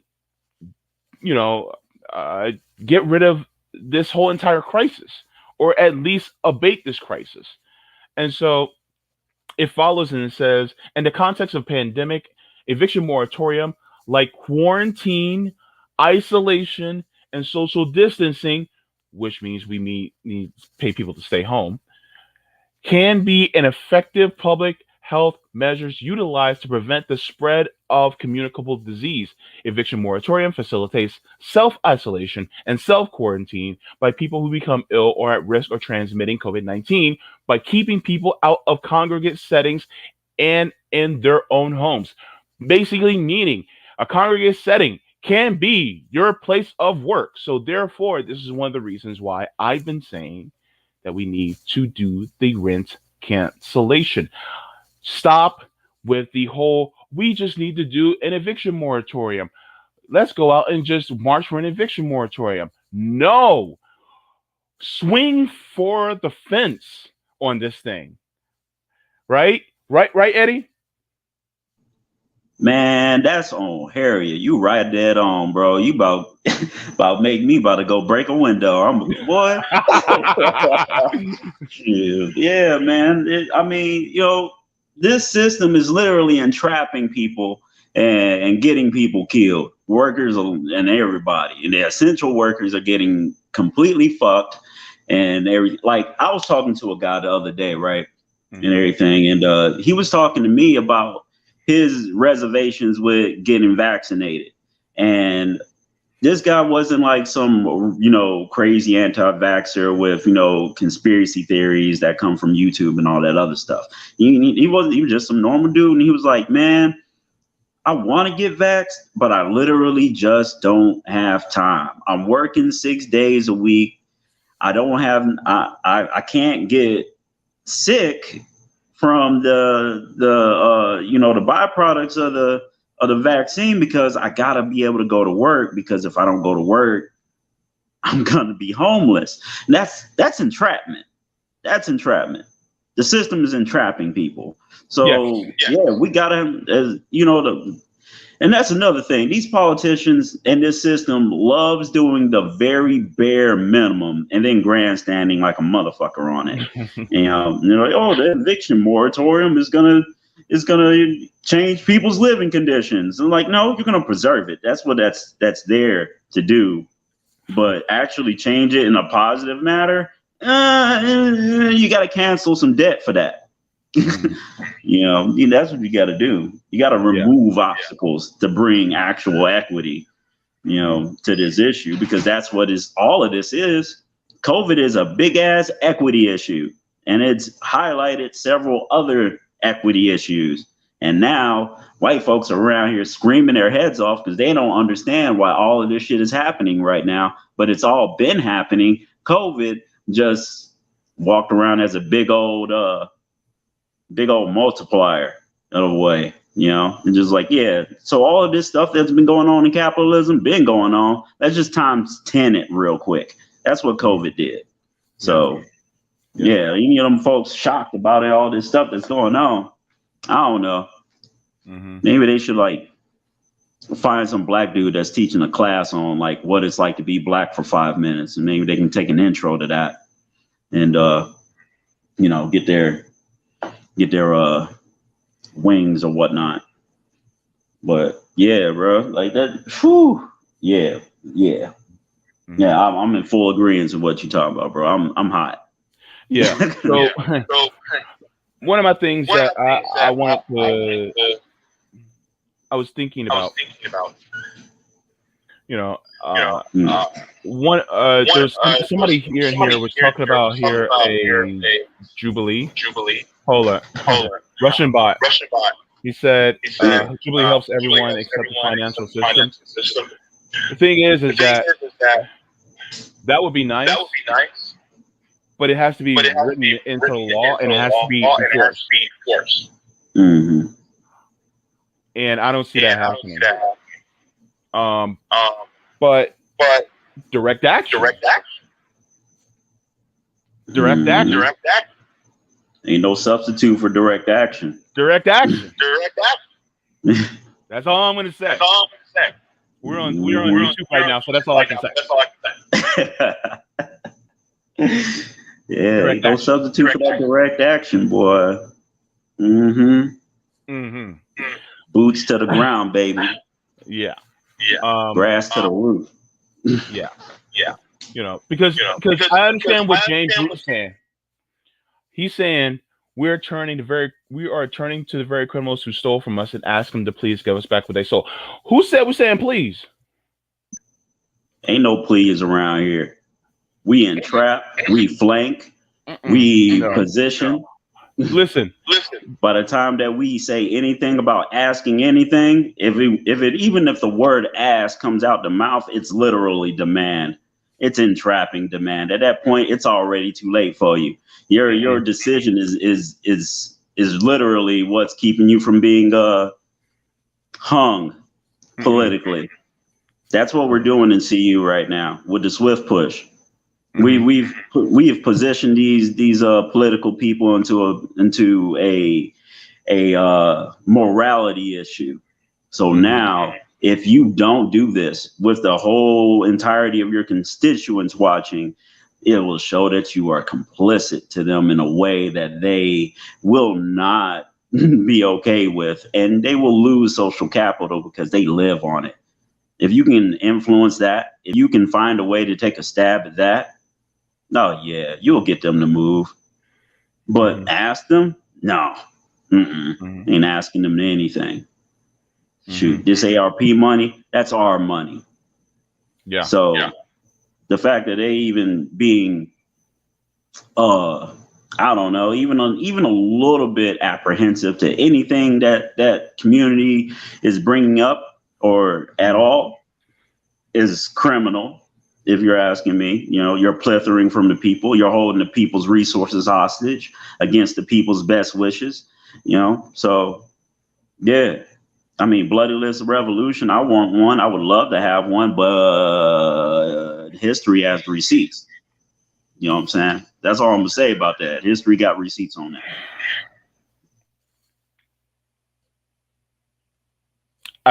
I said it. I said it all with my eyes. That's all. I said it all with my eyes. But you know, I like to go to the chat and see what people are talking about. Here, Stuart Fishman says the October extension is just a gimme from the president whose national economic advisor comes from BlackRock, who are buying up properties. No wonder the moratorium doesn't cover everything. You know, so you know about what BlackRock has been doing, correct? I've heard a little bit. Their capitalistic enterprise, getting on their little conquest mission and whatnot. Yeah. Good God. Yeah. So what BlackRock basically is doing is they are happy that these evictions are happening, so that a lot of these homes where people are becoming evicted and then they have to foreclose on. Well, they're buying these homes up. But when BlackRock buys up these homes, they don't resell them. They keep them owned and then they just rent them out. And so because they're renting them out, then every person who moves in, they'll never have an opportunity for home ownership. And so you're basically stuck in a situation of just being a permanent renter. And they're looking to buy up as many homes within the United States as possible. So this is basically, a capitalistic agenda to basically subjugate everyone basically under their thumb. And it's a means of a wage slavery, and it's like a kind of a rental slavery in a way, so that there's no ownership at all from anyone who's within the proletariat. Yeah, for sure. I mean, like, as you were describing that, like, it just reminded me of things that were happening like during the inception of the New Deal that was happening to Black folks. The few Black folks that were able to get loans were getting them at like triple the interest rates and everything, to where they entrap those families and get them to a point to where they obviously are well over their head, and then kick them out after you done set them up to fail, made your money off of them, kick them out, and then sell it to a white family and whatever, and you done made double the profit. And it's like it's ridiculous. All this shit is crimes, and they're crimes against humanity. I would love for us as a human race to get to that point where we start looking at these things as exactly that and responding to it exactly as such. But we ain't there yet, but still. It's something else. Sometimes I literally just have to take a drink and just chill out. Because mass oppression everywhere. Even right now in my city, I mean, I guess it's like part of I don't know, maybe it's just the pressure of the build to the swift push and everything, but they're literally they're using the people's own ignorance against them by having them do some type of poll for the ARP funds, knowing that most of the folks that are going to have to take that poll are working class, to the point to where being on the survival wheel, nothing is afforded to you but survival skills if you have them, and maybe a little bit of time to rest so that you can have energy to keep fighting for your survival. But what you don't have is time to be aware of even things like who your city council person is, let alone that there's going to be a poll for ARP funds, let alone that the ARP funds are here, let alone that half of those ARP funds that are guaranteed to those cities are already there. Mm-hmm. So they're playing these folks against their own best interest by playing to their ignorance that is fed to them through the system that these folks uphold in light of real community solutions that can be had. It's criminal as fuck, and it's going on right now just here in the local sphere. So, be it where you at or where everyone else is, who is seeing this, I'm pretty sure you got some type of similar shit going on in your neck of the woods. But that's what's going on here in CU. Pisses me off. I ain't got enough cigarettes for it. Yeah, you know what? I like what Hallie Horn said. She said, houseless, no food, no health care, violence. And the thing is that anytime that we experience anything like this, to change our situation so that we do not experience this is self-defense. Because, we have to keep ourselves alive. We have to preserve ourselves alive in some way, shape, or form. So if I need to get myself a home, if I need to get myself food, and if I have to get myself healthcare, then we need to defend against these oppressive systems that are willing to just keep it away from us. And if we have to do it by more uncomfortable means, unfortunately for them, then we're going to have to do it. Because the thing is that, do you expect us to just lay down and die? Because that, if you're a capitalist and you just expect us to lay down and die, well, I mean, pardon my French, but you got me fucked up. So, basically. Yeah, that's on God. I mean, I've made a couple presentations to my local city councils and different bodies and whatnot. And sometimes I scan the room and I watch these people's faces to things that are really elementary. Like, just like what I just said, no housing, no health care equals violence. Of course it does, so. But you tell these folks that and everything, and they look all wide-eyed and everything like, oh, whoa, what? No, I mean, that's exactly what happens when folks don't have shelter, when folks don't have food, when folks don't have health care. Mm-hmm. What are they going to do? They're pressed against the wall. Just like the old, the old saying, you got to get it how you live, got to get it out the mud. So if that means, how are you going to tell someone who has kids, bills, and all of that stuff that don't stop, and those responsibilities, who just lost their job, or their job isn't paying enough, which is mostly the case for a lot of working folks, and there's no alternatives left? What are they going to do? You think they're just going to give up? Hell no, they're going to get out there. They're going to make something shake. So are you going to get mad at the folks who are making something shake for theirs, or are you going to get mad at the system that positioned them to be there anyway? You know what I'm saying? So, yeah, I'm with you for sure, though. Yeah, that's great. Yo, I bet to anyone, right? Any parent, mom, dad, non-binary, I don't care, that if your kid is starving, or if you don't have a roof to pull it over that child, you're going to do whatever you can to safeguard that child, right? Because if you got to do something, then you're going to make sure it gets done, because that's your child's life that hangs in the balance. So this whole thing about,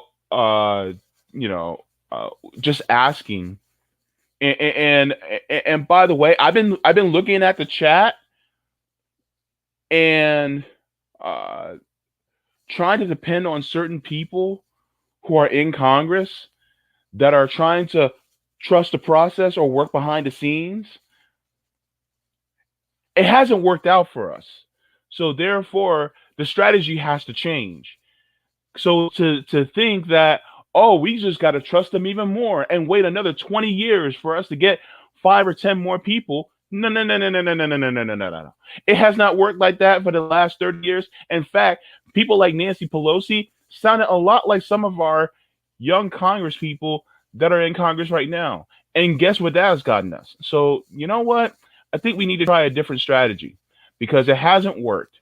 Also, mind you, that right now, one of those same Congress people that I shall not name at this point in time, because everybody's like, oh, you're always attacking that person. So I'm not going to say their name, but they have a fluff piece going on CNN for them. When the mainstream media starts to embrace you because they no longer see you as a threat to their power structure, that's something that should give you pause. I'm just saying. I'm going to leave it there. All right. So. Because I've been looking at chat, I'm just like, yeah, asking, man, yeah, at some point we got to start talking about like Stockholm syndrome, right? Like, we've been voting and marching and voting and marching for double my lifetime at least, and Black folks are still in the same neighborhoods getting fucked the same ways by the same people in the same positions. And now we got Black folks doing it too. And I mean, a Black capitalist and a white capitalist, oppressor, I don't care what color they are, oppressor in blackface, oppressor in blue tape, it don't matter. It don't matter. You know, and they're the ones who are always like, hey, politics is a game. Anyone who says that is suspect. Anyone who says that is suspect. People live and die behind policy. So if you got some Black folk running around here talking about some, hey, you gotta play the game, you can't do all that, you gotta do things. Nah. Oppressor and Black. It's not the game when people's lives hanging about. Oh God. I'm not. No, you can't get me to trust that. No. You can build power outside this system. Screw them. Straight up. We don't have to believe at all. Yeah, definitely.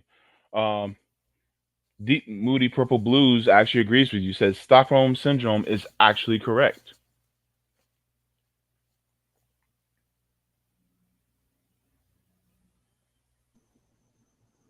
Yeah, I mean, that's what we've been doing. I mean, who's been victimizing us? Who's been constantly disenfranchising us? I mean, these things have like origin points, and it's literally capitalism, or this Western shred of democracy, or whatever you want to call it. The United States, whatever you want to call this place. It's them. It's always been them. I don't trust you show me a Black Democrat capitalist and I'll show you the oppressor. I'm sorry. I'm not performative like that. I'm not going to be. If you Black and you're toxic to the welfare of Black folks, I don't care about you. You might as well join up with the rest of those races because you're in the same boat as far as I'm concerned. That's just how I feel. Yeah. You know what? And one of the things, and a lot of right wingers, especially capitalists, will get mad at me when I say this, but what system was it that put us here? And I'm talking about particularly, people like you and I, Eddie, with the similar hue. What put us here in the first place? What put our ancestors here in the first place? Right? Where they wanted to make as much profit as they could while keeping the workers subjugated so that they, won't pay them, fairly for their labor. What system is that? Because it's focused mostly on capital. Could it be capitalism as a reason why we're still here? As a reason why we've been oppressed first? As a tone deaf semper of this system would say, oh no, that's socialism. Socialism has killed a lot more people than capitalism ever did. Support the troops.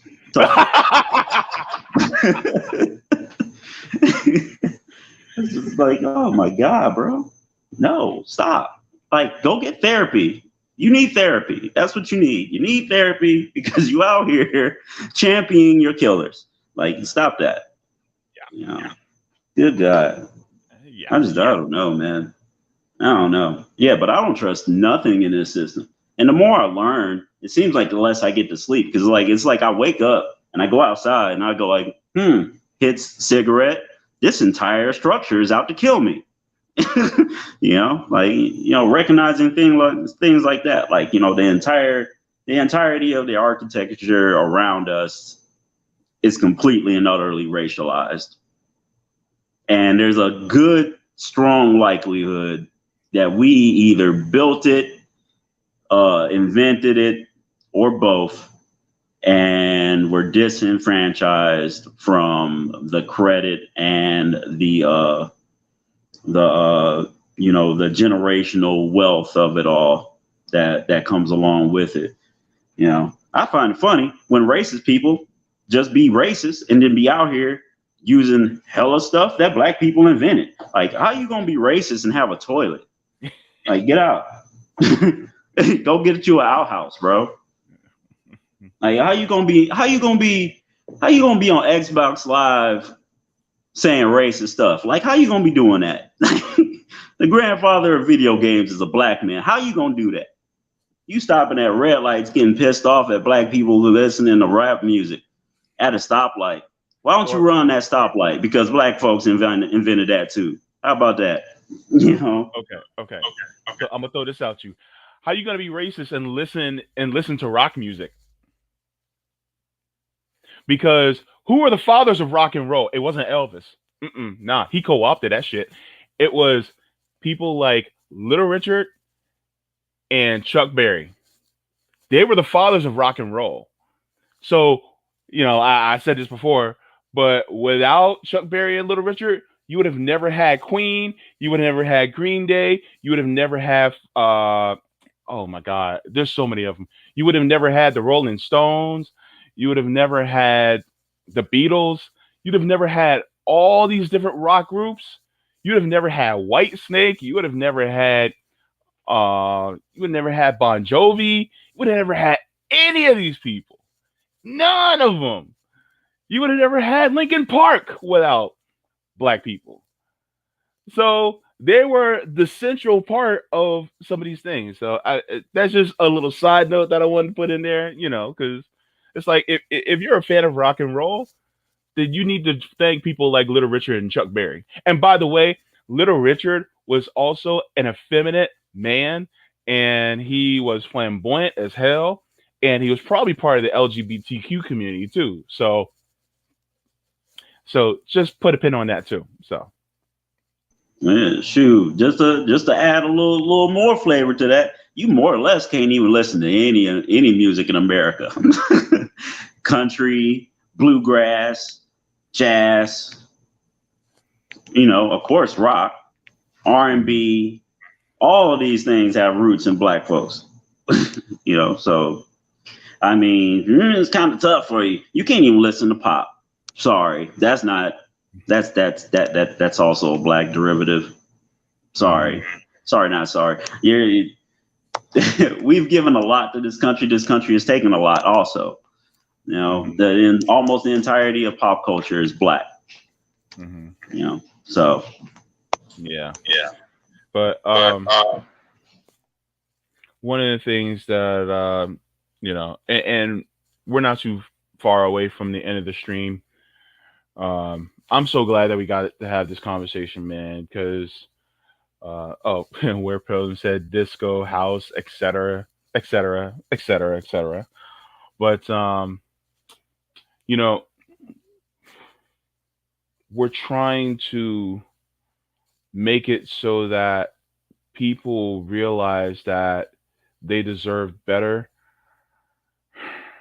but at the same time, we don't want it to be that they continue to suffer in the process. The uh, workforce um, workforce equity initiative that the Swift that you're working on is something that I think people should take more deeper look at, because once people are start to have a little bit more upward mobility, they realize that this has become that they realize that it's because of activism that this happened, and you're basically doing what the government should have been doing the entire time. And so you're getting to the point where people say, well, if the government should have been doing this the entire time, then why aren't they doing it? And then they start to connect the dots. Once they start to connect the dots and they see that we need an entire system change. And I just want to say that I'm grateful for you coming on to speak about this, because it's absolutely necessary. Now, like I said before, this is going to be a means where it's almost like, how can I put it? It's almost like when you went without something beneficial for so long, and then someone finally gives it to you, and then you go, why in the hell haven't I gotten this before? And that's basically, kind of like that, and it's just like, hypothetically speaking, say this gets utilized, and from where I'm from, Camden, New Jersey, and this get utilized widespread throughout that town, and then you know people start to have more upward mobility, crime rates go down, right? Because they now have resources, and they start to go, man, we were doing all this, out of desperation, and then we finally got that opportunity. Why aren't we doing this more often? Why isn't this more widespread? And then they start to get the idea, I see, because it wasn't profitable, right? Yeah. Hey, I'm gonna say something real controversial, but I mean, anybody in the chat or anybody can let me know if they disagree with this sentiment.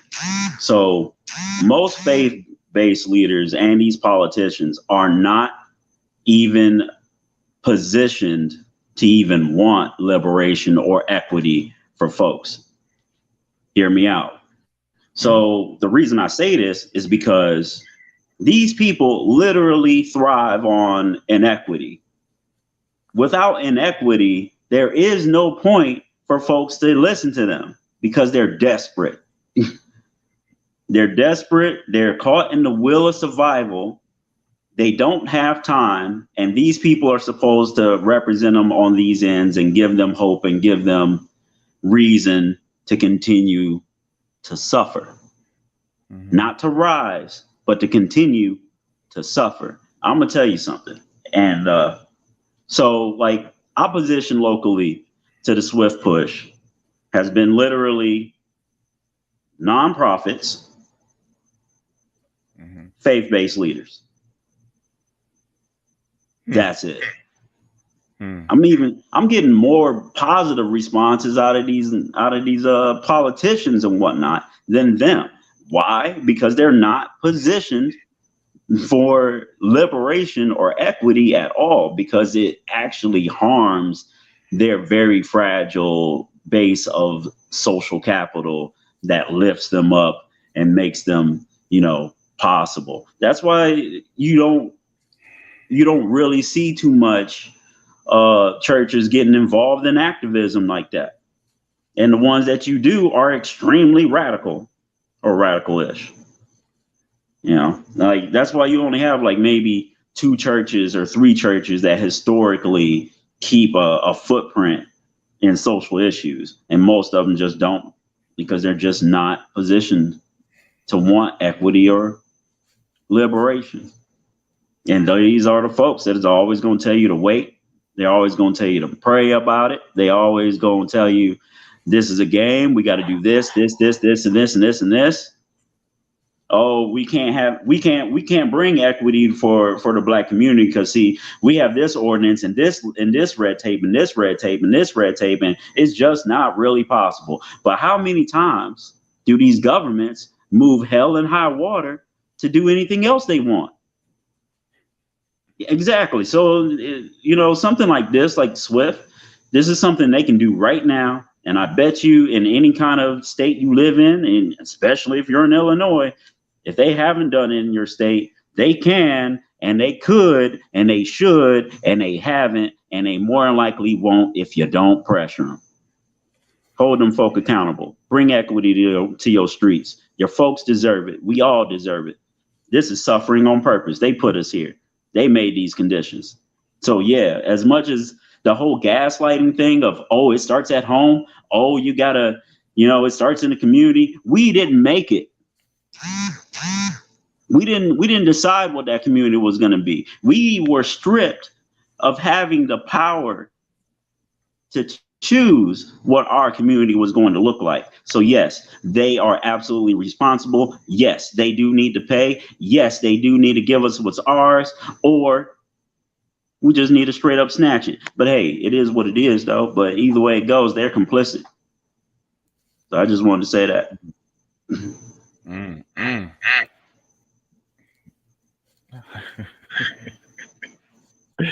Yo, you just touched on something.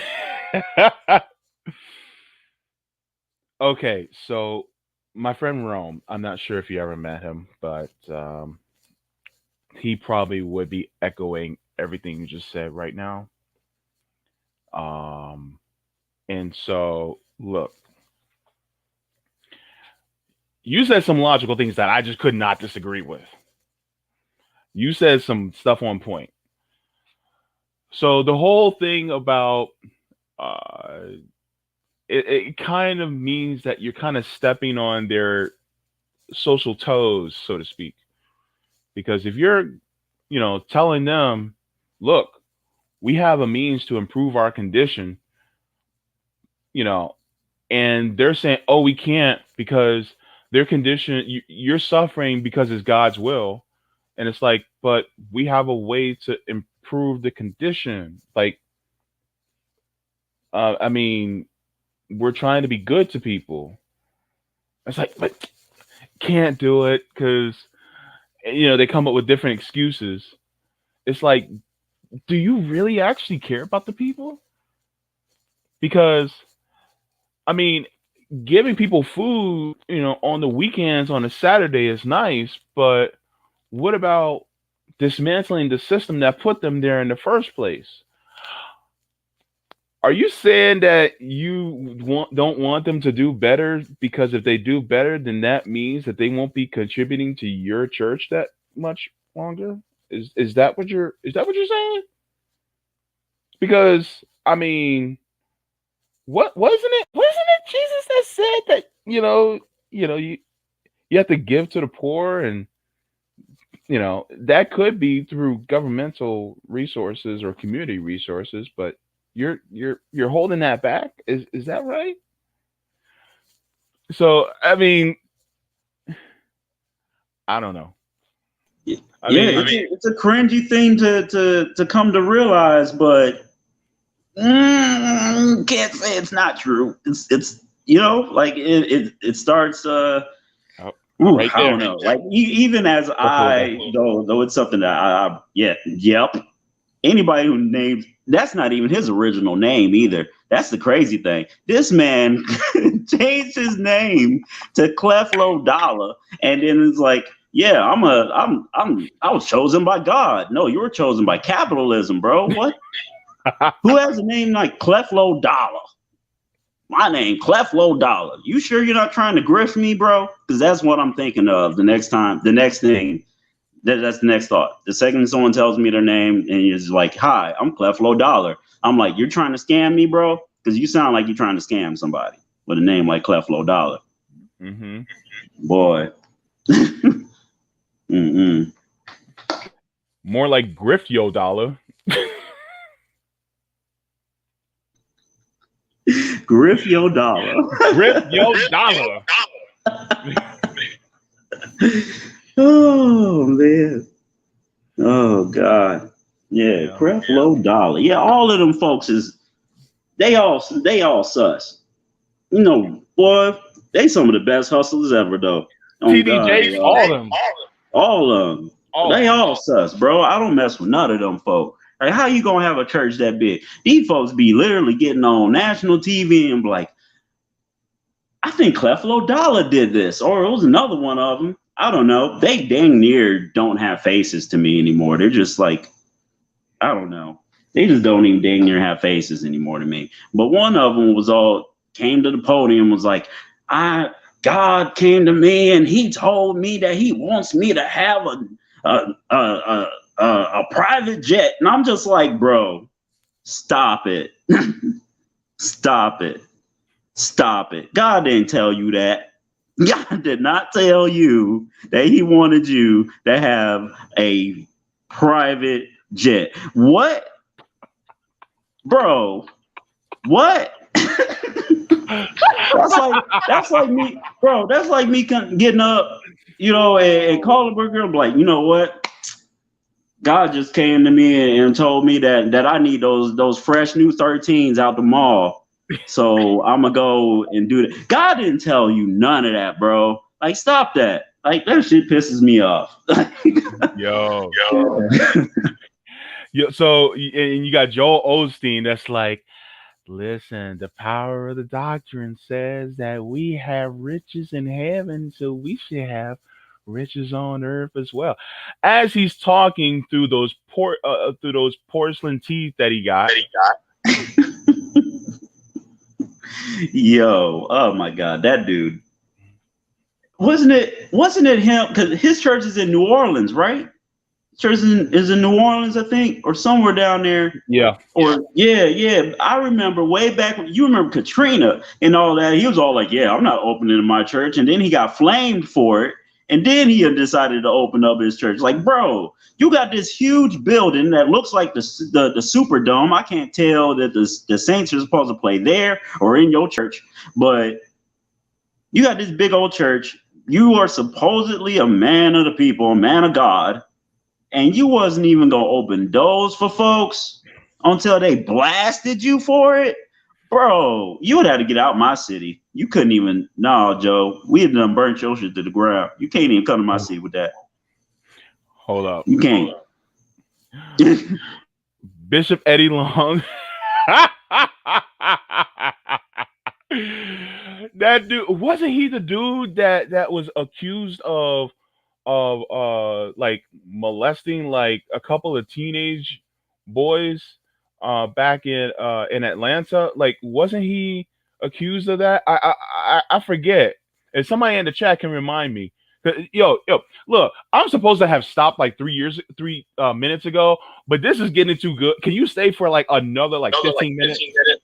Oh yeah, for sure. Okay, for sure. we going over. This is juicy, bro. I'm enjoying this. All right, we're gonna put in the guillotines right now. We coming out the preaching. Hey. Hold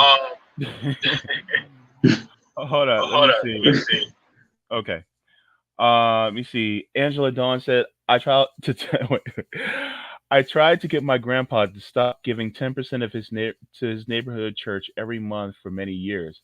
His home flooded and his church didn't even help him out at all. Like, what the hell? Please respond to that. Man, that sucks, bro. Like, we already pay taxes. And then like all right, I grew up in church and stuff. And like at one point I went to church like 4 days a week. So like, I've read the Bible front to back. So one of Mhm. those things that like involving tithes, and there's nothing in that book that says that like your tithes have to be monetary. Like Mhm. it doesn't. It doesn't. That's them taxing your grandfather. And I hate that they got him for however how much money they got him for. But yeah, I mean that's what it's they grifting. That's what they doing. They grifting. As a matter of fact, it needs to. Yeah, they need to be taxed. They need to be treated just like any other capitalistic business. If I'm putting in 10% of my income to your business every month, then I need some type of like stock options or something. I need some Mhm. type of stake in what you got going on. I need to know that my money is going to funds that are going to be reparated back to me when I need it. You know what I'm saying? Because that's what you're supposed to be there for, right? But you're not. You're not. You just taking from the folks. And really though, they need to either be taxed heavily or they need to be gone, even if that means by violent means through the people, because that's who they're getting over on. Screw the government, because the government don't even give back to us the way they supposed to. Tax you 20 times before you get home. But them, yeah, they need to be paying something out to the folks at all times. That shit is crazy. Yo, these motherfuckers are gonna need some of that holy water because they're about to get burned. Yo, because I'm telling you right now, and the thing is that they have they have basically uh adulterated the gospel by means of capitalism and greed in order to make themselves rich. And even if you are, I don't care if you're an atheist or a or a theist, okay? You have to see the grift for what it is. These dudes, particularly dudes, I mean, there are some women, but it's a lot of them are dudes because, well, shit, dudes, we just some of them just be the worst. They're sitting there and they're on your TV every single Sunday asking you for money. And most of these people that they're asking for money are poor people. You can get more blessings from an activist than you can from a televangelist. In fact, you will get more blessings from an activist than a televangelist because at least the activist will actually be working to get you something to help you to be able to live. The televangelist is just trying to get into your pockets. The activist is actually trying to put something in your pocket, right? Oh, you're muted. Yeah, straight up. It's like that. Like, like, so though I don't really care for labels and such because they kind of make me cringe. But Hmm. like, so yeah, I'm an activist or advocate, whatever. And that's if that's different, I don't think it is. But Hmm. I guess that's whoever you ask and what they prescribe to. But like, I don't take monetary donations. Hmm. Um, I haven't had a year yet where I've made over $45,000, if I'm being real. So like I do all these things and it takes time for me, like working and shit. I put money into it and Hmm. everything, but I Hmm. don't take no donation. I take material donations, but I won't take your money. But what's Hmm. the only thing these folks want is your money. Like what? Like like what? Why? And then they're not even really, for the most part, they're not even a real presence in your neighborhood otherwise than the brick and mortar on the corner or wherever they sitting at. Hmm. When you see most of these church folks out in the streets. They don't go out. Hmm? Mm-mm. You don't see them at no community events like that for real. Hmm. I Yeah. haven't, or at least not where I've been at. I haven't. Mm-mm. Nope. You'll see them at like a church fundraiser that they'll do to raise funds for their church, but it won't be nothing to do with you. and I'm supposed to believe in them and give them my hard-earned working money and all that. Crazy as hell. I will not. Tried that with my ancestors. Yep. Yep. So So that's one of the that's one things of the that things I that want I to talk want to about. talk about. That was something that was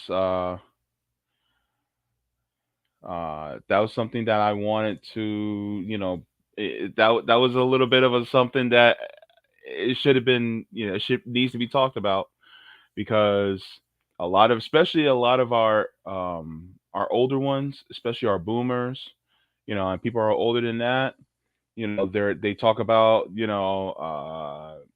going to church, and a lot of times, especially a lot of ones that they can't leave their house, and we have our grandparents and our great grandparents, they can't leave the house because they're older and infirm, so they call, not call, but they listen to these televangelists, and then all they got to do is pull out their debit card, their credit card, and then give these people money, and and they think that they're paying for something that's going to give them blessings, and it's not doing anything for them at all. I mean, basically, you're investing in something that's not bringing you dividends. I mean, and the thing is that it's not necessarily being against religion, but it's being against the grifting of religion. And so that's one of the things that capitalism has done such a disservice to, and there are many people who are religious out there that do some amazing things. I mean, look at the leader of the Poor People's Campaign. Oh my God, what's his name? Reverend. Please help me out in the comments.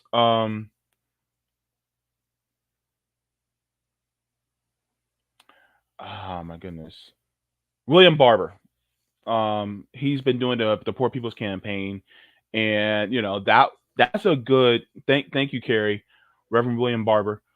Um, People have been um looking at him, and he's been a decent example of doing what you can, while still being religious, for actually helping people. But for the most part, unfortunately, is a majority of them. And this is one of the reasons why capitalism must be dismantled. I'm willing to flip tables over, just like Jesus was willing to flip tables over, because it needs to happen, right? Hold up. Oh, There you go. there you There you go. go. Yeah, for sure, man. Like this shit's gone on for so long and it's so perverse and everything. Like I'm almost thankful for all this snowstorm of shit that's happened because we're almost at a point of no return where it's forced evolution now. Where millions of people are activating across the country, across the world, because we're at a point where we just literally cannot continue to do things the same way and expect the same damn results. And so people are starting to look at this stuff now like, oh shit, we this has not been sufficient at all. We're on the edge of what we've had basically has been a more like a soft general strike, which is something that we've definitely have needed because now inflation has gotten so out of control that working a minimum wage job means nothing, does not lift you up at all. Mm-hmm. And then eventually you're going to have to quit that job because you're not even going to be able to afford to even work there, more or less take care of yourself. And so, yeah, there's a mass rise in consciousness right now. But even so, like, I don't know if it will be enough per se, but these things are happening because they need to happen. But we definitely need more, for Mm-hmm. sure. Definitely. Um, so we're gonna be reaching the end. Look, Eddie, you got to come back on the show, man. I enjoy having you. But next time, just bring some earbuds so we can fix that echo issue. But for the most part, where can they find you? Yeah, so I'm active on social media, all that standard stuff. You can find me on Facebook by the same name, Eddie Pratt Jr. Like I said before, I'm a member of the Champaign Urbana Democratic Socialists of America. I am a committee lead. Uh, I created a discourse space for all things political education, mobilization, and um, relationship building between members of different orgs and unaffiliated leftists. It's called the Champaign Urbana Human Rights Coalition. That page is on Facebook as well, so you can find me. You can find me on Twitter at all low caps Temple Tony, and find out where I'm at and what I'm doing. I'd be all over the state sometimes, being a part of different movements and all of that. But yeah, so it's about where I can be found on this wasteland we call social media. Got it. Yep. But I'll be back for sure, man. I definitely appreciated you reaching out and everything. And man, yeah, for sure. I'm with it. Just let me know. All right. Cool. All right. All right. Thank you so much, everyone, for joining. And we went a little over, but it was all well worth it. And I hope you guys have a great Sunday. Take all this information that we gave to you, and I will put these links in the comments below as well. And thanks to Eddie. I also want to say a thanks to Alan Max Axelrod for joining us. And look, I'll see you guys in the next one. And yeah.